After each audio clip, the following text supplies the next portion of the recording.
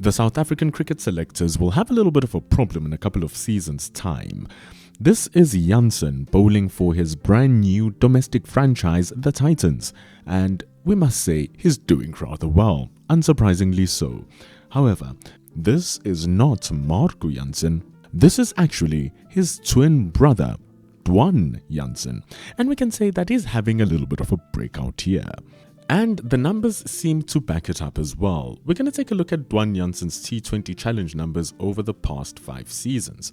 Firstly, we're going to look at the average, which is the amount of runs that a bowler gives away per wicket. So we want this to be at around 20 or less, which means you're a very good bowler.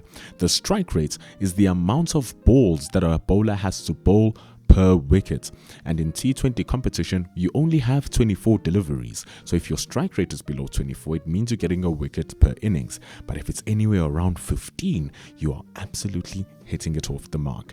And your economy rate is the amount of runs that you give away per 6 balls, and that is the over. So you want this economy rate to be at around 7 or 8 runs to the over, and you are in pretty elite territory for an opening bowler. Now, when we take a look at the career numbers for Jansen, it's 45 innings and 45 wickets. That means he's getting a wicket per innings. That strike rate tells you it's below 24. However, his average says it's getting 27 runs per wicket.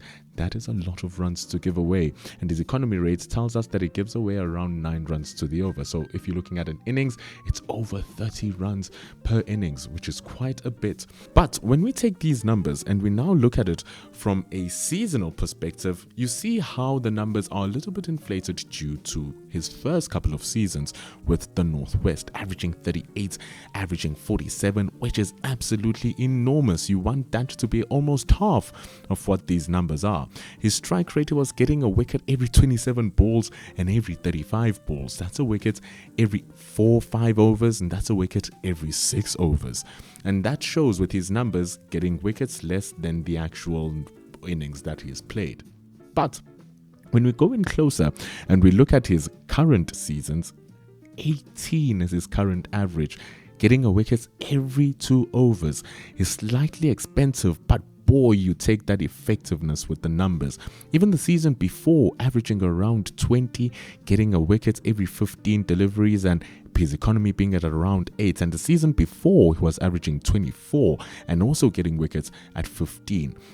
And this year, he's even bowling almost all of his overs. A bowler can only bowl 20% of the overs per match, and so here he bowls almost every single over. And to even top it all off, to show how effective he was, we're actually going to look at the match versus the Dolphins, where the Dolphins needed 15 runs an over to win within 7 overs. They got it, but here were the figures for the match. By far the most economical and by far the most effective. This even rings true with his first class numbers. If you're going to take a look at his first class numbers, averaging 30, getting a wicket every 60 deliveries, that's every 10 overs. That's a long wait. But this is highly inflated. I even had to rob my graph here for a moment. That strike rate of 135, he was getting a wicket every 22 overs. Each wicket was costing him 64 runs. So when we look at what he's doing this season now, he's absolutely blowing the charts. 16 runs per wicket. Remember, when you get an average below 20, you're in great company. This is below 20 by quite a margin. 31 strike rate means he gets a wicket every 5 overs.